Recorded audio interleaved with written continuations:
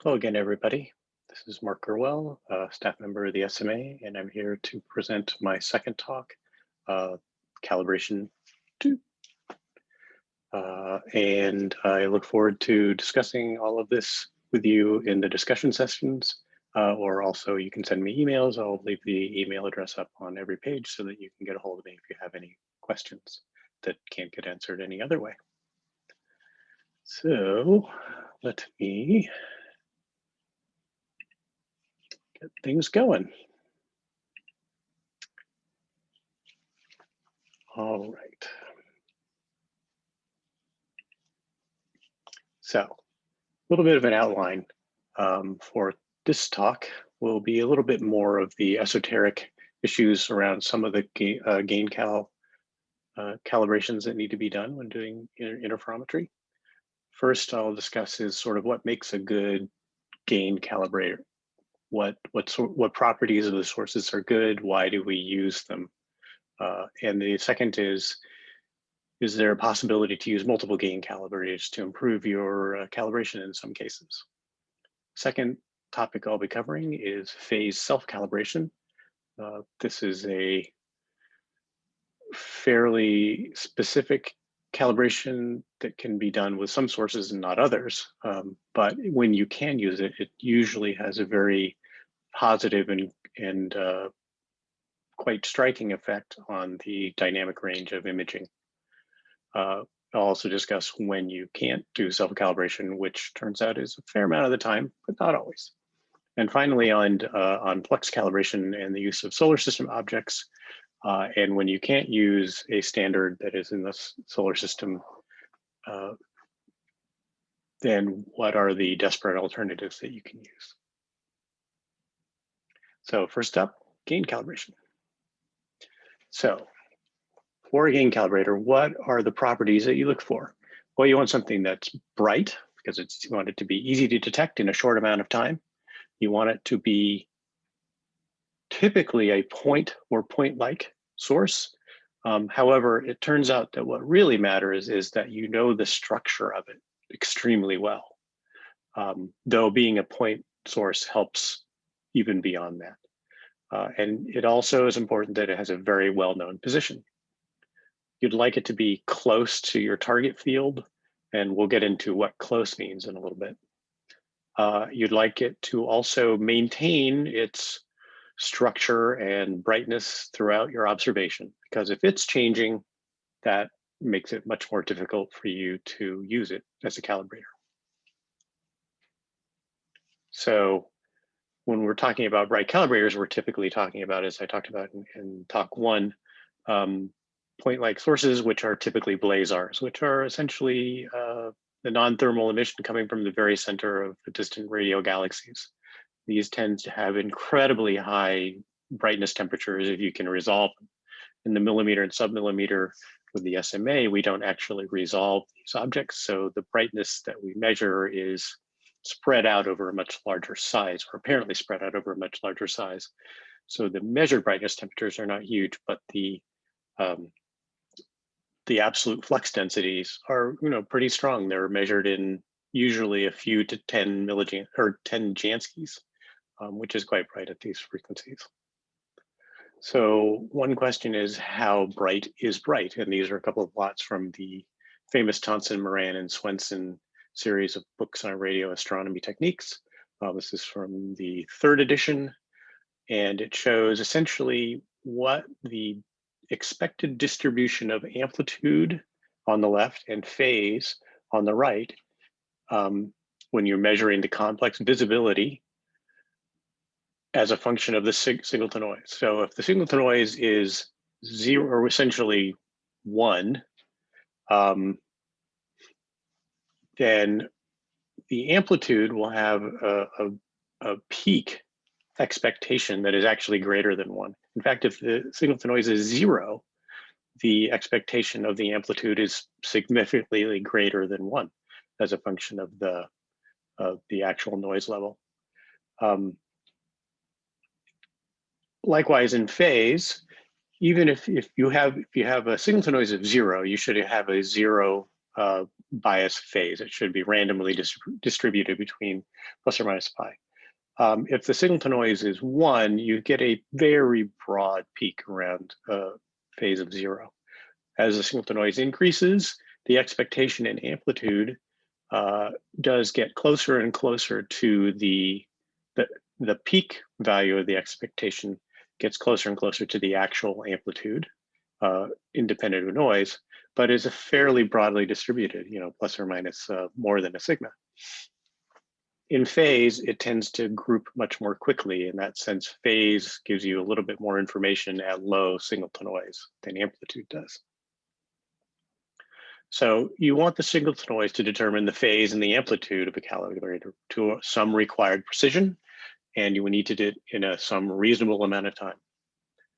So if your signal to noise of your the thermal noise in the system, so the system temperatures, say, is much, much greater than 1, then the error on your amplitude is essentially the same as the error in your phase as measured in radians.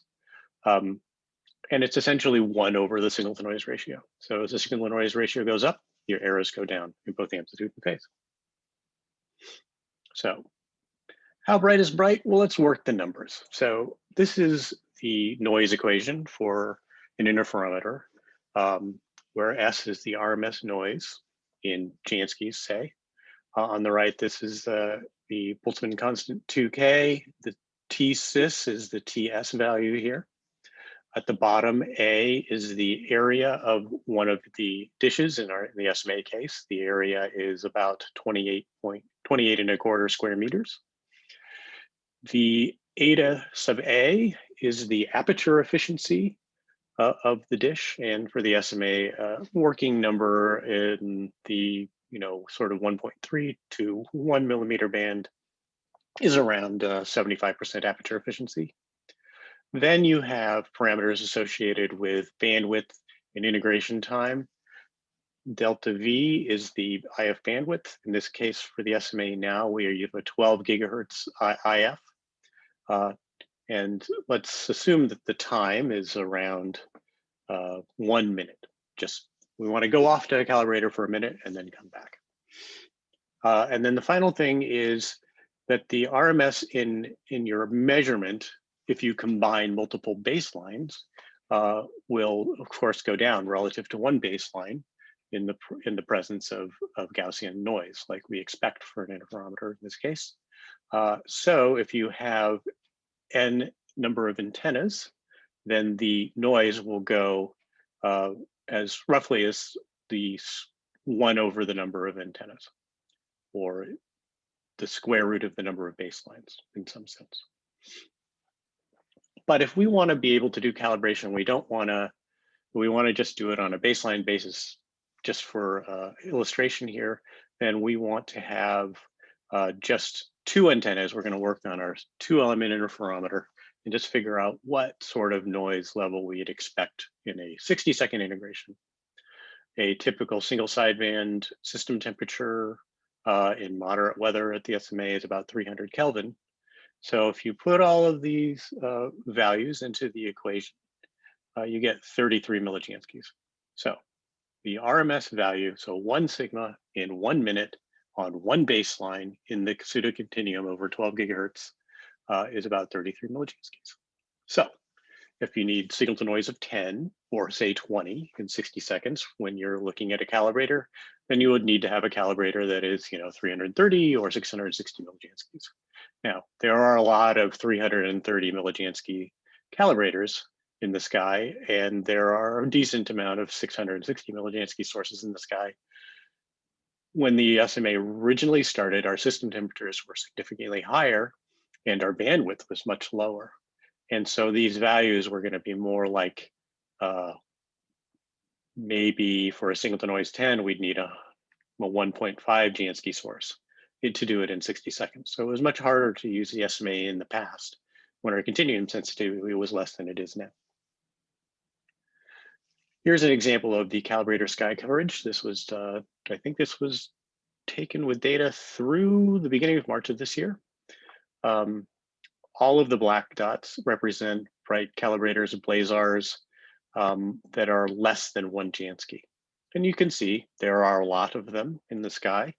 There are decent regions where there is fairly limited number of calibrators, even at that weak level, in particular sort of areas around here or maybe over here. Those are areas, if you have a target source, that you're going to have to maybe go a little bit further away than you'd like to. The green ones are, between 1 and 2 Janskys. The blue ones are between 2 and 5, and the red are starting to get pretty strong, 5 to 10. In the past, we've had calibrators that exceed 10. Right now, we do not have any that are 10, although 3C279 is right on the cusp. So one thing to note is that calibrators are not constant in their flux density with time.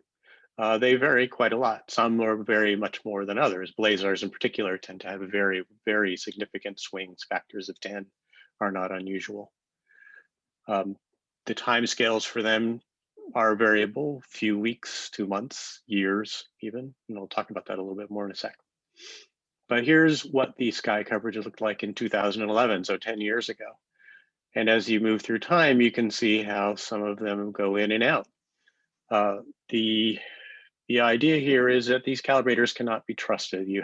As an absolute flux calibration source, you probably have a good bet of getting a bright calibrator if it has previously been bright, but there is no guarantee that a bright calibrator will always be bright. And vice versa. Sometimes weak calibrators come out of nowhere and flare up to 5 Janskys, and usually pretty quickly they fall back down. But that doesn't mean that you can't use them if during the time of your observations there's a bright calibrator nearby. One of the very first observations I ever did when I was a grad student in Owens Valley, I was doing a project that required looking in an area of the sky where there were very few calibrators. And I asked the staff to look around, and they went and looked at one of the closest calibrators nearby, and it had flared up out of nowhere in like one night, up to be about 7 Janskys. And it was great because it was right by my source and I was able to use it. And as soon as my project was over, it dropped right back down. So sometimes you're lucky. Here's an example of what the time history of several of the typically brightest quasars are: the 3C84 in the upper left, 3C273 in the upper right, 3C279 in the lower left, and my favorite 3C454.3 in the lower right. And you can see they exhibit behaviors that are all over the map. 3C84 was on a basically monotonic rise for well over 10 years. 3C273 had periodic oscillations at very bright 10 to 15 Jansky level for many years and then fell off the map and came back. 3C279's been surprisingly stable over the last 5 to 7 years, but at a relatively low level compared to how it had been for the previous 5 years before that. And then 3C454.3, as you can see, has been through some incredibly wild swings. And back in late 2010, it was over 50 Janskys at 1.3 millimeters. And about a year and a half later, it was down below 2. So sometimes you win and sometimes you lose. So when you're thinking about calibrators, what is close enough? You sort of know how long it takes how long you need to integrate when you're on a calibrator, depending on how bright it is. But how far away is okay? There are practical considerations. You have to think about the rise and set time of your calibrator relative to your target. If your calibrator is 15 degrees away from your target, then there could be up to an hour's difference in the rise and set times. Also for atmospheric path differences, for a 15-degree difference at very low elevations, the difference can be over 1 air mass. And if your target is at 35 degrees and your calibrator is almost setting at 20 degrees, that's going to be a difference of well over an air mass. That's a lot of opacity difference, and it can be a lot of phase difference. In millimeter, submillimeter, however, as you saw on those maps, we may not have much of a choice because particularly the strongest sources, which take the least amount of time to integrate on, are not well distributed in the sky. So sometimes you just have to take what you can get. Sort of anecdotally, and through the experience that we've had with the SMA over 15 years, right now, 15 degrees is typically pretty good. You know, you're going to do just fine with a 15-degree calibrator, particularly if it's strong. 10 degrees is quite good. And if you get it something within 5 degrees, which is rare, but it happens, can be fantastic. Of course, the best thing of all is if you're looking at a calibrator as your target, which some people do, and then you don't have to worry about these issues. What happens if you have no close by calibrators? What can you do? One of the easiest things to do is to actually not use just a single calibrator, but to use multiple calibrators. So you might have a source that rises before your target and another calibrator that rises after your target, so that as the sources move across the sky, you can always keep tabs on the phase calibration by looking at one or the other of them. Another idea that you can use is if you have a nice calibrator, but it's a little far away, and a weaker one that's much closer, you can use both of them and observe the weaker source maybe every other time visit to the calibrator, to the main calibrator, as a check on the phase transfer. And that's a good way to help bootstrap calibration from a brighter source that's further away to a weaker source, which is closer to your particular target. So now we're going to talk about self-calibration, which is basically a specialized calibration routine for typically phase is what I'm going to talk about, though you can do amplitude self-calibration. So what is self-calibration? Self-calibration is when you use the target data itself to determine gain solutions for phase. And this is in comparison with a model. So when we're talking about regular calibration with a phase calibrator, which is a Quasar, which is a point-like source with a well-known position, if you were to look at that calibrator as your target as well, then phase self-calibration is essentially just general gain calibration, because we know the model of that. It is a point source at the center of your, the phase center of your field of view. But you can use much more complicated models if you have good ones for your target and the signal to noise is high enough. So what are the advantages of using self-calibration? As we'll see in a little bit, you can dramatically improve the image signal to noise ratio and its fidelity. If the signal to noise is good to start with, good enough that you can get good solutions, and the model is good, and in particular, if the phase stability during your observation is rather moderate, but you can kind of get an okay image, self-calibration, if you have the signal to noise, can probably dramatically improve how the image looks. Typically, dynamic range, when you are using standard calibration, is limited by things like the atmospheric stability and the transfer of a phase from a calibrator at some distance from your target to your target, looking through different atmosphere. That tends to limit the dynamic range that you can have, which is the peak value in your map versus the noise level. With self-calibration, which can remove most, if not all, of the phase fluctuations down to a pretty small level, the dynamic range can be improved much beyond you would expect from just regular calibration. This is very helpful because the atmosphere is similar but not identical above a target in a phase reference. By making your target essentially its own phase self-calibrator, you remove that restriction. In some cases, and this is a case that often happens to me because I look at planets, which tend to be the brightest things in the sky, the phase reference may actually be fainter than the target. So you actually get better solutions as long as you have the signal to noise and a good model on your target versus using a calibrator.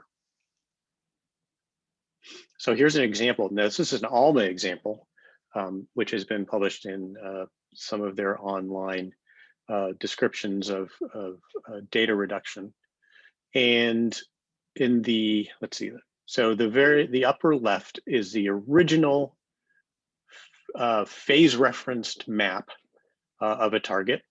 And this is higher resolution, and they have a lot more antennas, so their image is probably pretty good. They have a signal to noise of roughly 400, and you can see the source there. However, they have a model of what the source should look like. Essentially, roughly a point source is actually more of a like Gaussian distribution. And by using that model, they're able to fix up phase fluctuations due to the atmosphere that were occurring between visits to the calibrator. And you get a much, much better fidelity image with a much lower noise, as you can see to the right, where the signal to noise ratio is now 2000, where you have a 90-second loop on your phase self-calibration. If you reduce that to 30 seconds, as in the lower left, you get an even smoother image with lower noise levels.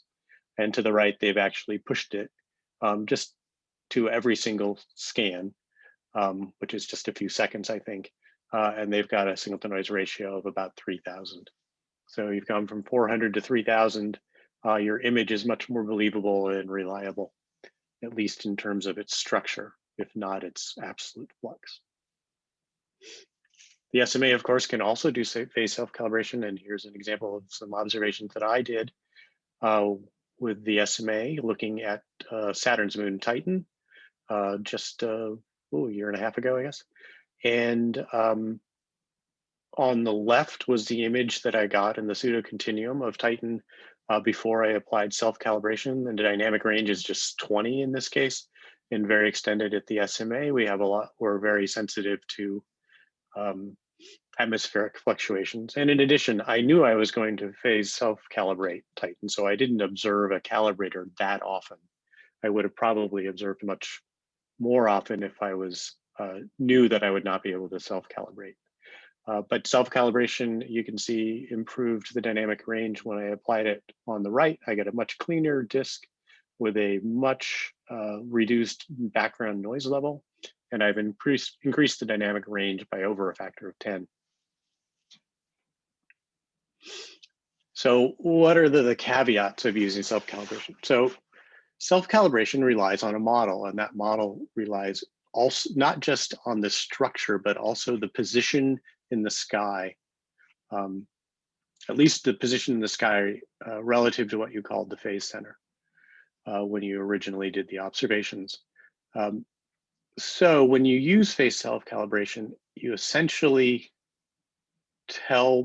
you're forcing the data to fit that position. And therefore you destroy absolute astrometry. So if you are interested in figuring out exactly the position of some new object in the sky that you've discovered, you do not want to do self-calibration on it to determine that position. The phase self-cal will destroy that absolute astrometry.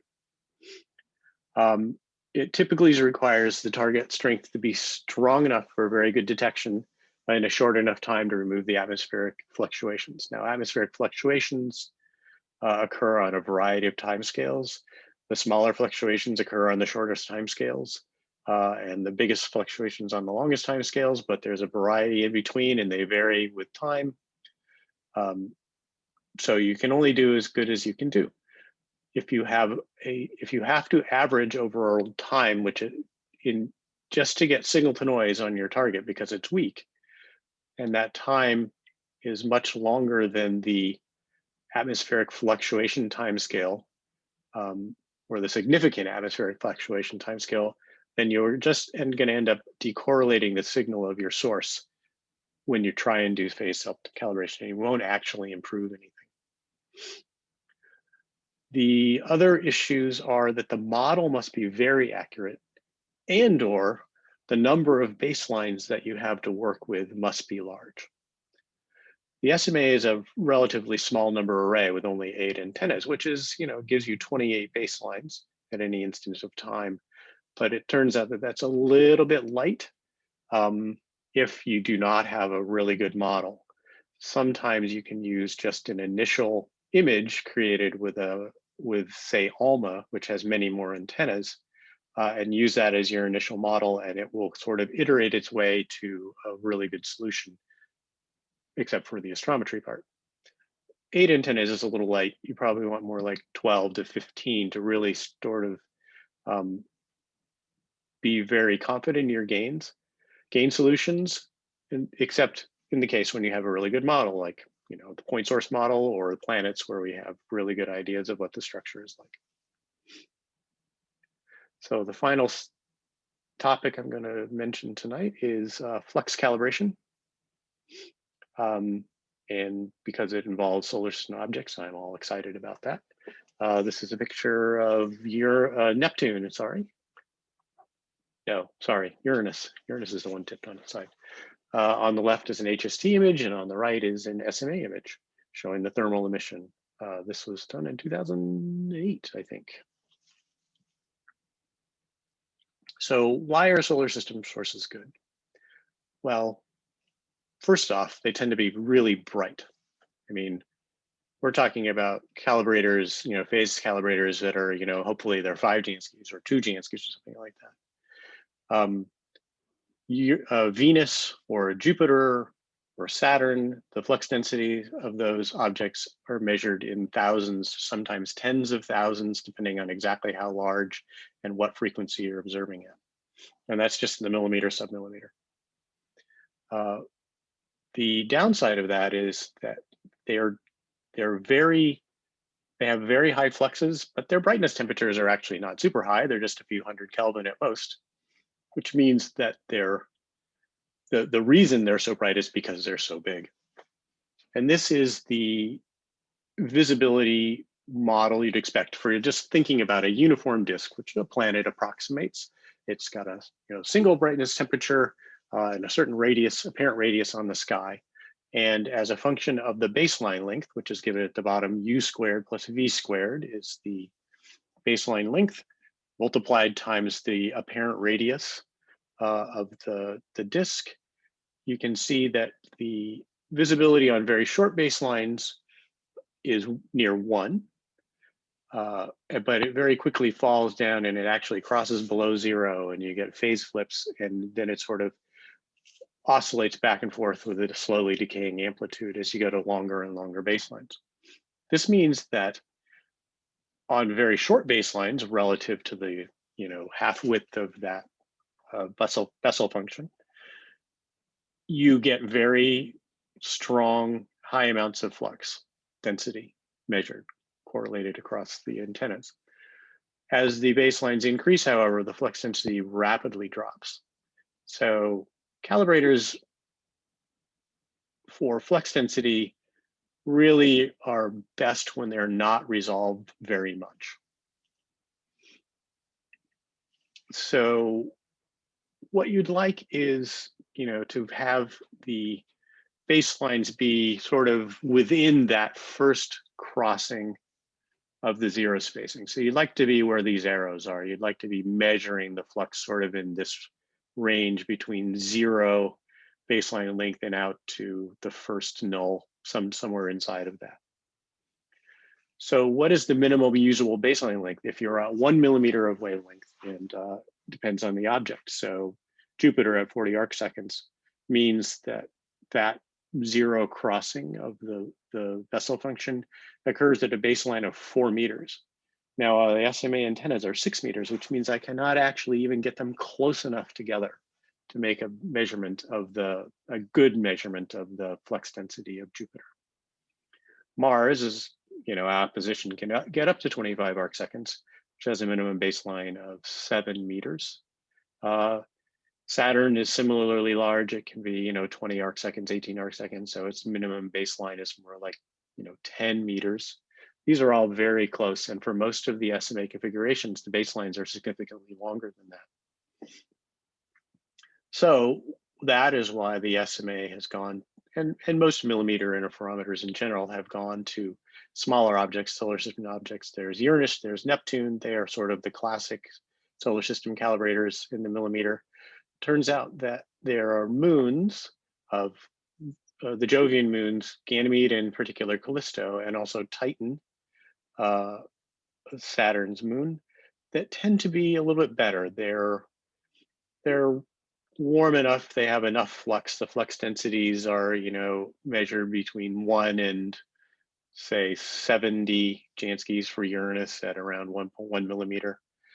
But the baselines that measure the null crossing are significantly longer. For Uranus, it's sort of 50 meters, and for Titan, which is less than an arc second in size, it's more like 200 meters. That means your array can be, at least your array can be spread quite far out and still have some of the antennas give you baselines which are within that null, and you can do a visibility fitting of the amplitude and get an accurate measure of the flux by making measurements of these objects.